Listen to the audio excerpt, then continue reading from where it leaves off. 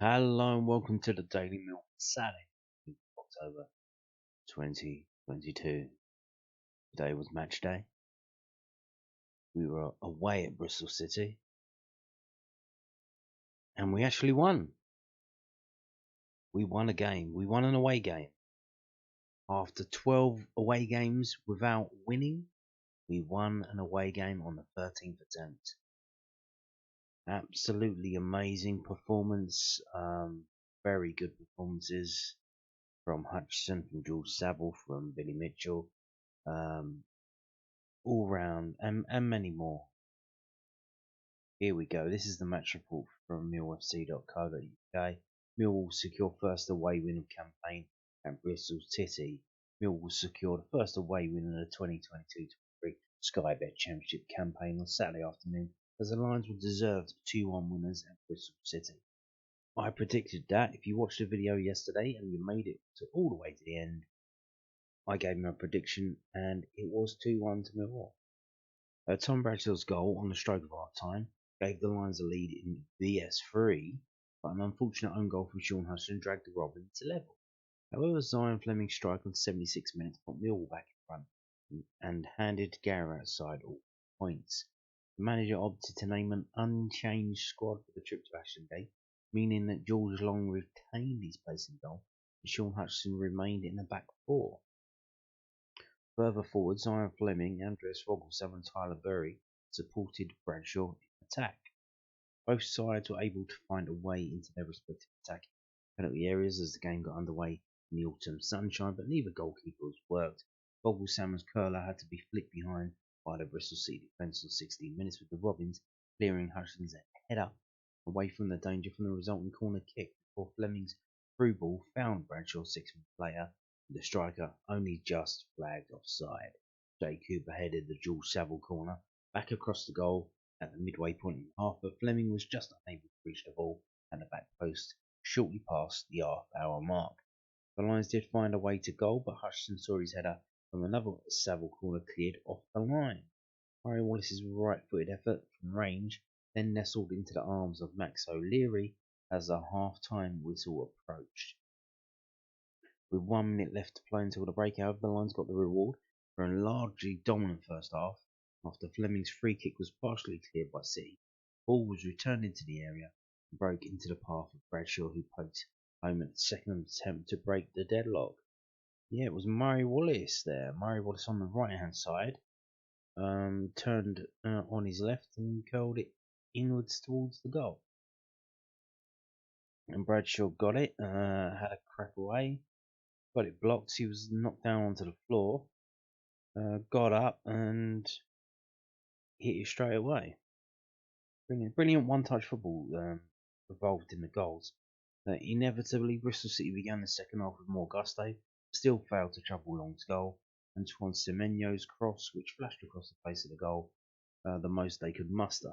Semenyo then forced Long into his first save of the game on 58 minutes, with the stopper getting down low to prevent an effort with his legs.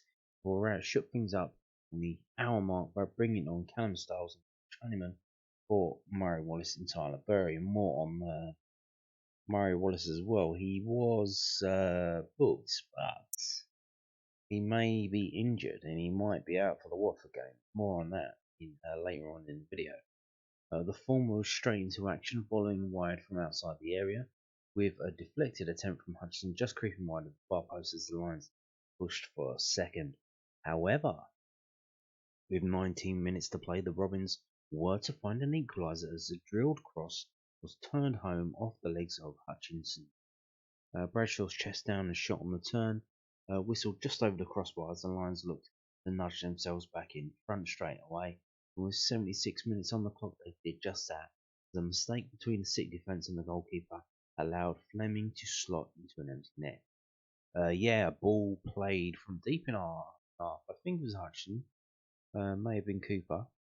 I don't know if it was from an offside, it might have been.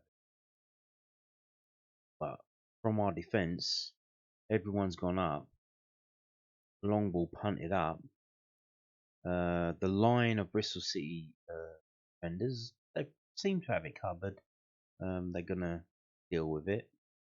but for some reason their goalkeeper comes all the way out into the edge of his area, punches it, sort of. I don't know if he gets it or if one of their players gets in the way and heads it down. Falls right at the feet of Fleming, and without taking a touch, first time, side foots it into the empty net. Amazing stuff. Brilliant technique. Like, how many players could do that? They'll probably try and take a touch. They won't have the confidence. He's like cool as a cucumber. Here comes the ball. Bosh. Into the empty net. Millwall weren't done there, however, as after winning the ball back deep into stoppage time, Saville was bundled to the ground in the penalty area, giving Gavin Ward no option but to point to the spot. Substitute Benicophobe stepped up to take it, but he was denied by the save of O'Leary. That was not to matter, however, as the referee blew the whistle on a successful day for the Lions just seconds later. And that is Zion Fleming there after he scored the goal. The team was Long, Hutchison, Cooper, McNamara, Murray Wallace, Fleming, Mitchell, Vogelsammer, Bury, Saville, Bradshaw, and the subs were Styles on for Wallace at 61 minutes, Evans, yes, George Evans on for Fleming for 87 minutes, Shackleton on for Vogelsammer on the 88th minute, a Honeyman on for Tyler Bury at 61 minutes, and a Phobie on for Bradshaw on the 77th. And the unused subs were Biakowski and Bennett. And there's the bookings there, and the official. So we're going to move on to this from southwarknews.co.uk. They've got their match report, but we're just going to read the takeaways from that. Now, Bradders gets his goal. Bradshaw's had thousands of chances to get his first goal of the season. That's a bit hyperbolic. He's had many chances in the last 3 games, which he probably should have scored at least one of them. And he finally took one in the first half at Ashton Gate. It wasn't a stunning hit by any means, but it was a crucial one that helped Mill pick up massive 3 points. It should also do his confidence the world of good as well, which will be really important if he is to continue to lead the line in the next few games. He scores all type of goals. Fleming can do your simple tap-ins and your 30-yard screamers, but he can also capitalise on mistakes. It's something that Millwall have really done this season, but the Dutchman took full advantage of a defensive howler from a free kick in the second half. That's 5 in 5 for him now. Fantastic stuff there. As he gets better, we get better too. Mutually assured construction. Millwall boss discusses forward options and squad depth ahead of a busy week. So we now move on to post-match comments from Gary Rowett. 3 or 4 stories here. Some of them are short, some of them are long. Millwall boss discusses forward options and squad depth ahead of a busy week. I've already read that. Why did I read that again? I don't know. Tom Bradshaw scored his first goal of the season Saturday's 2-1 win against Bristol City. Gary Rowett is pleased with the impact his forward players are having at such a crucial part of the season. Zion Fleming was able to notch his 5th goal of the championship season on Saturday afternoon with Tom Bradshaw bagging his first goal of the campaign at Ashton Gate. Discussing Bradshaw's opener, Rowett labelled all of his strikers as confidence players. You go and score, you feel like you can go and score again. I think to keep someone like Bennett outside is difficult because he's a top quality striker, and he was unfortunate that he played 2 games, scored 2 goals, was ill against Blackburn, and changed the team afterwards, which was a little bit unfair on Bennett. He'll be ready to come again, and I'm sure in a tough week we've got coming up, we're going to need to utilise the squad. Millwall have also played the same starting line for 3 consecutive matches, and Rowett is keen to make some changes in order to keep his players fresh until the World Cup break in November. Murray Wallace looks like he's pulled his groin, which is something he did a little bit earlier in the season, but kind of got away with it. Again, there's an opportunity for people to come back into the squad, respond and stay in the team. That's what I like at the moment. Players are fighting for the shirt with that extra little bit of zip and an extra bit of desire. That's what got us results as much as the quality. So there, Murray Wallace seems to be out, and Gary Rowett's hinting that he's going to be making changes. Just because this is a midweek game. We got Watford on Wednesday. That's on Sky Sports Live.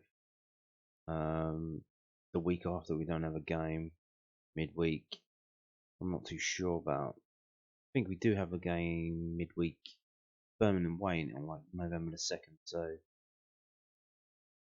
it's we do have a midweek break, but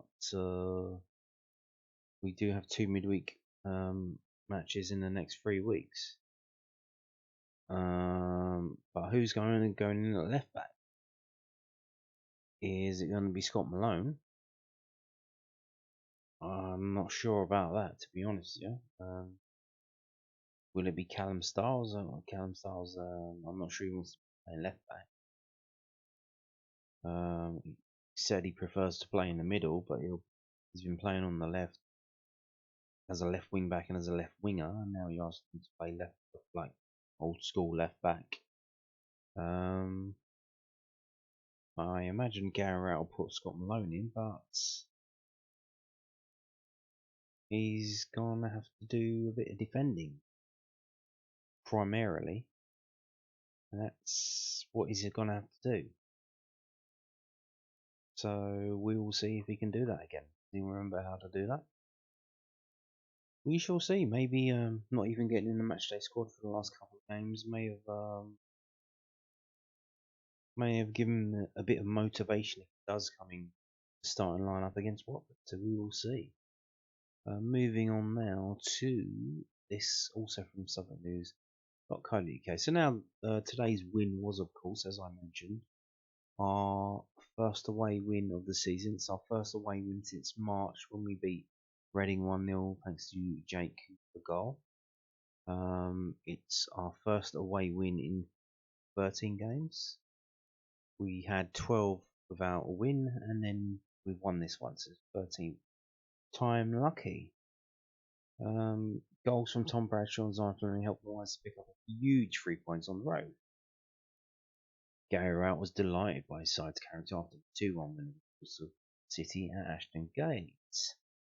Rowett believes that with Millwall's improved performances, it was just a matter of time before his side could end their winless run, and he's optimistic that his side can continue to overcome their mental block on the road in the coming weeks.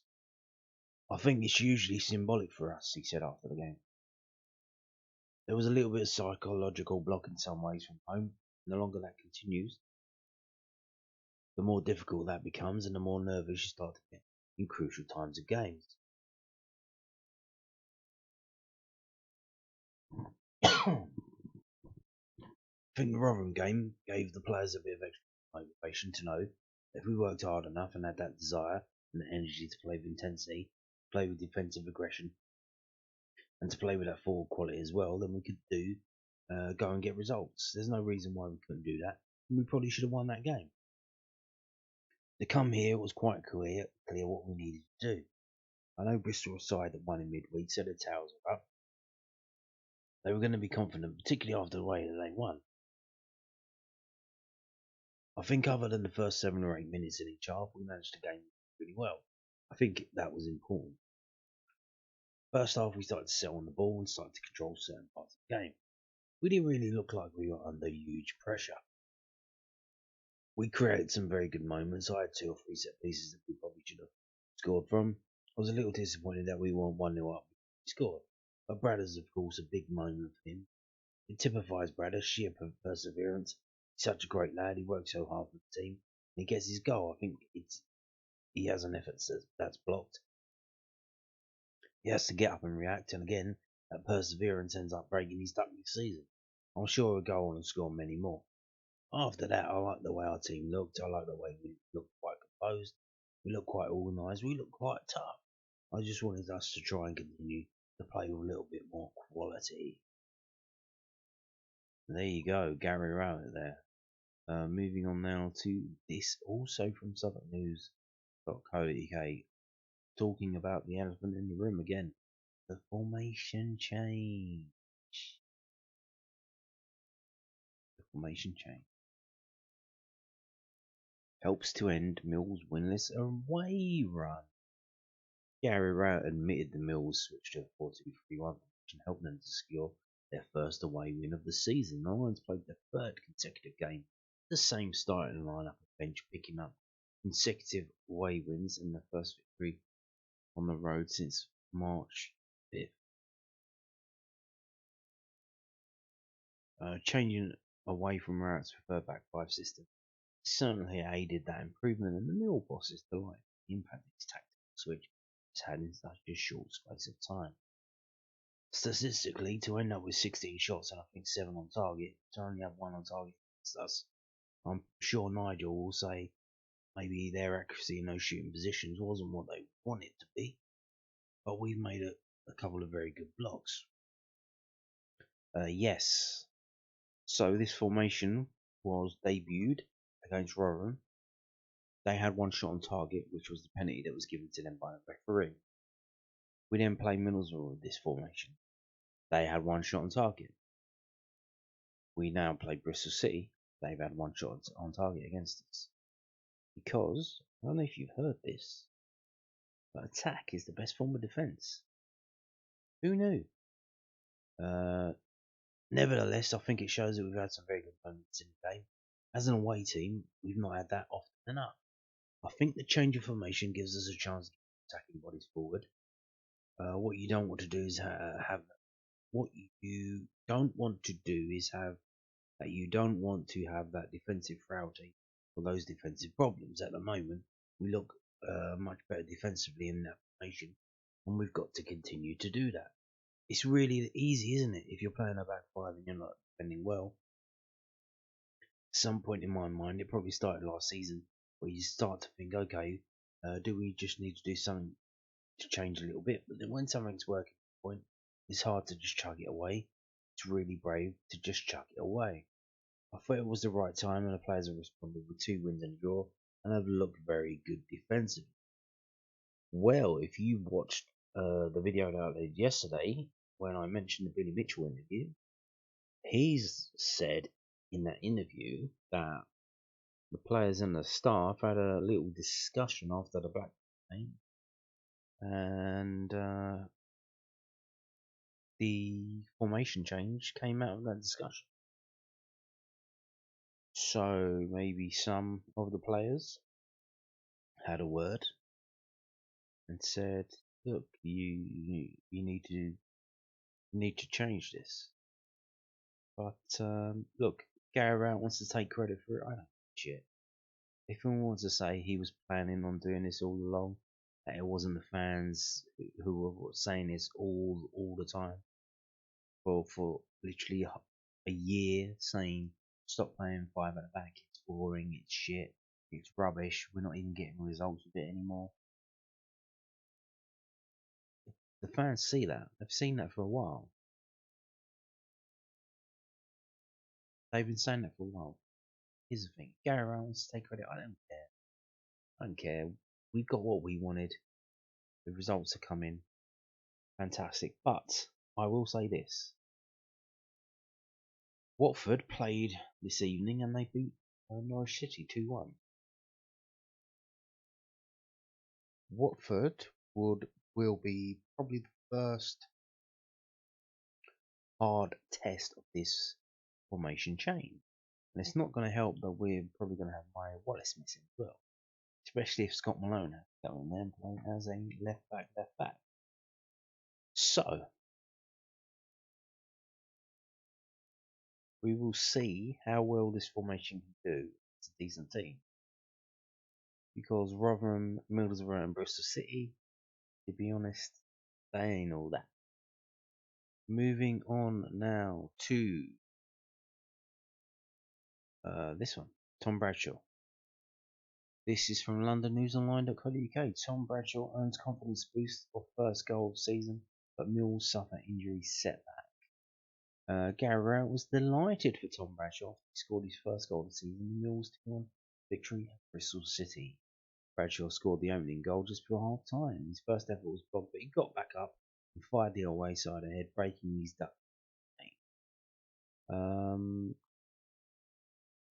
And then this is kind of what we said. Yeah, we've read all this already on the other other story. So